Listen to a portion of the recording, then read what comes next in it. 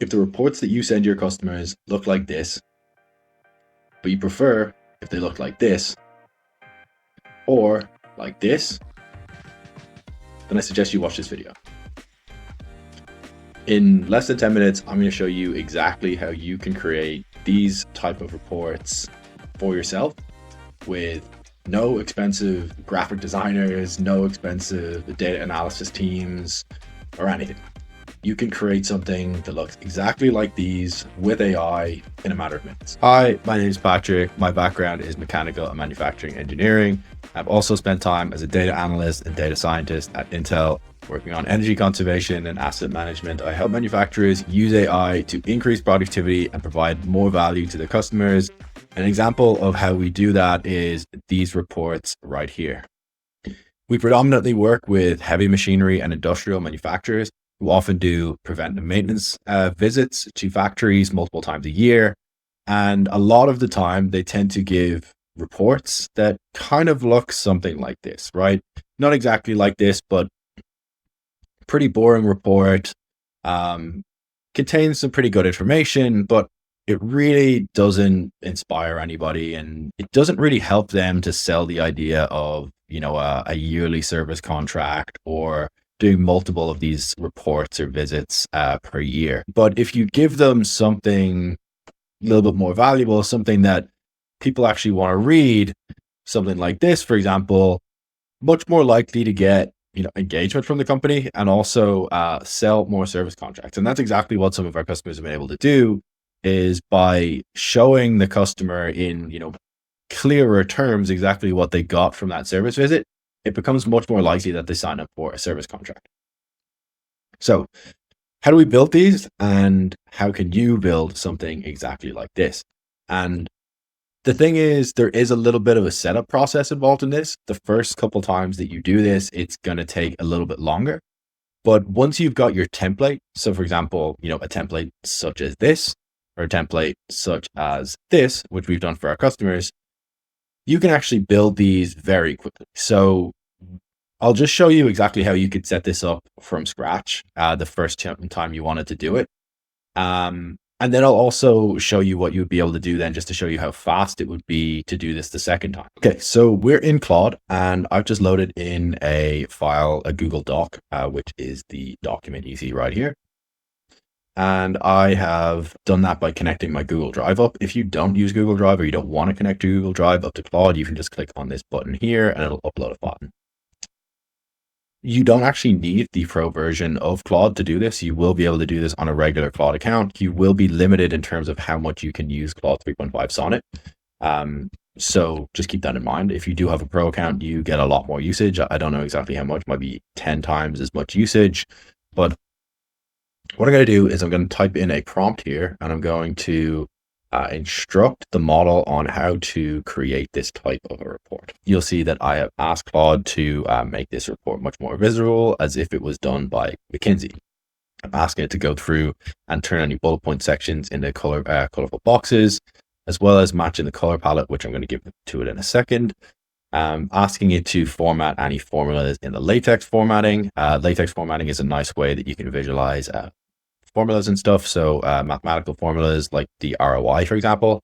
And then I'm also asking it to make sure that the report covers all of the information. We don't want it to start kind of hallucinating or putting information in there that's not true. So what I'm also going to say is, don't leave out any important information, and only use information that's in the report I give you. Great. So yeah, I'm just going to go get my color palette and I'll paste that in there. And now we're just going to ask Claude to start working. Just so you don't have to watch Claude actually writing all of this code each time, I am just going to speed through this and I'll actually just go back and show you exactly what the output looks like. Okay, so Claude has come back with an error. And as you can see, it's there's an unexpected token while it's writing the code. And this is going to happen pretty often. Essentially all you need to do is press on this button and it's going to start to regenerate the code. I would imagine that over time, it's going to get better and it's just going to pick up on this, and it's not going to run the code and show you the code until it actually fixes it and makes it work. But for now, we do have to change a few things around every now and again. Okay, so as you can see, Claude has actually come back with a pretty decent effort at this for the first time, but one thing you'll notice is that there is an error here where the text is actually just white underneath, but that's actually pretty simple to fix. So we'll just ask Claude to fix the recommendation section. We'll just let it know what the problem is. And there are other things, like for example, in some of these sections, it maybe doesn't give all the information that I would want it to, but you can just ask Claude to give back the information or, add some more details and just make sure it's all coming from the report. It's actually pretty simple to get Claude to make some changes once you've got to this point. So you could ask it to do this in like quite a few different ways. There's a few different ways that you could ask it to make this change, but it is also important to take into consideration. You do need to ask the right questions or tell Claude to do the right things. Otherwise, you're just not going to get the right results, right? So let's just see what it does now. Okay, so you'll see here that it is telling me that it's done this, but it clearly hasn't, right? And this is something that you will get with Claude, and you'll also get this with other AI programming tools. It seems to think that it's done it, but it hasn't. So we're just going to have to ask a different type of prompt or say a different prompt to try to get it to notice what it's done wrong here. Okay, so what we're asking Claude to do now is to go back through the code thoroughly, check to see if there's anywhere where there is a white color overriding the other codes, the other color codes, and hopefully it's able to pick up on this, and it's going to go back and give us a fully fixed version. Okay, great. So as you can see, it has.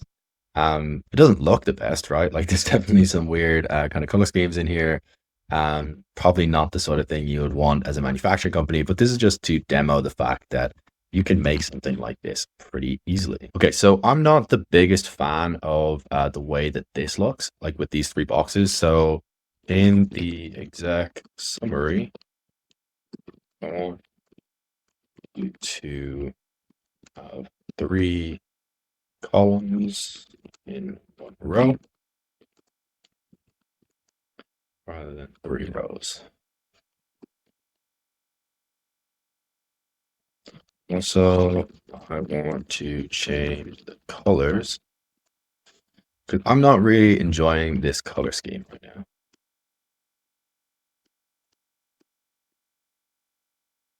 Yeah, sure. Let's do this. Okay, so it kind of looks like we've got a bit of a mix of both color schemes now, and that's fine. We can just ask Claude to redo that. So it's actually good that you're getting to see that this doesn't work well or doesn't work perfectly every time. You do, whenever you're using AI to write code, you do have to iterate. You've got to kind of keep trialing error. Whenever you use AI to code, it's not going to work perfectly the first time. You do have to do some trial and error to make sure that you get what you want. But if you do have a little bit of grit and you just like push through and ask it a few more questions and push it to do some things that it maybe doesn't want to do the first time, you will eventually get what you're looking for. And once you do have a template, which I'm going to show you in just a second, once you do have a template, it's actually really easy to go and change whatever information is in your template. So let's just publish this and go have a quick look at what this looks like. Okay, so as you can see, it's got pretty much all of the information in here. If I was going to tweak this a little bit, I would probably ask for some more information on the key findings. Probably wouldn't use this color scheme, if I'm completely honest. I might ask for a little bit more kind of up in the top here, some nice styling, and I might do something to this recommendation section as well, and the calculations as well, right? Like there's a few things I probably would change on this if I was going to give this directly to a customer. I'm going to show you a couple of examples of ones that we have done for customers. This is something here. This is just a template. Again, this isn't exactly, something that we've given them exactly, but this is a template that they use, and you can actually adjust your templates to make the formatting look different, as well as kind of show different information depending on what type of report it is. So let's just go in here and let's, when you have a link like this, you can just go and remix this artifact. And you'll see that this is actually the same information in this artifact as what was in this report. What I'm going to do is I'm going to get a new preventive maintenance service report, which you got here. It's actually going back a little bit in terms of date, but it's just a sample. Pretty similar type of thing here as what we saw in that previous one. So I'm just going to ask it to use this information rather than the information that you saw in that previous report. I'm just going to show you how fast this is once you've got your template up and running. because no, you don't want to spend 20 minutes or 15 minutes getting this set up every single time. But once you've got that template, you can do this in like a matter of probably a minute or two. So once you've got your text document, like what I just showed you, you can take that and you can push it in here. Okay, so we've got our template, and now what I'm going to do is I'm going to give this access to my new document, which we can get access to here. So that's the untitled document. That's the one. And I'm just going to say, I want you to go through this new document. Okay, so I'm asking Claude to go through this new document and create a new version of the report with only the new information. You're creating a service visit report for a different company, so all the information must be new. Keep the formatting the same and just replace the information. So what Claude is going to do, we hit enter, is start rewriting the code that makes up this preview here and turning it into a new report for this other company. Okay, and there we have it. I'll just publish this so you can see it on full screen. But here we go. As you can see, this is a completely new report with all of the new information for this elite precision casting company. I'm going to replace all of the information that we saw before. There is some information just because the AI is, I think the other one also had IoT sensors, but yeah, as you can see, it's gone back through and it's made sure that it's all different information. What I would say is whenever you do this, just have a quick read through and just make sure it's all right. But this won't take you any longer than 5 minutes per report. And, the value that your customer gets by getting a report like this versus, something like this, it's immeasurable, right? The person can actually go to their boss and say, hey, look how good a job elite precision casting is doing when they come and do these service visit reports. I think based on the fact that we've got an 1100% ROI on these service visits, I think we should do more of these. I think that's a pretty decent case that somebody could make to their manager based on you giving them much better information and much better visualization of that information. If you found this helpful and you want to see more videos like this, just drop a like or a comment down below. And if you want to see more videos, there'll be one right here.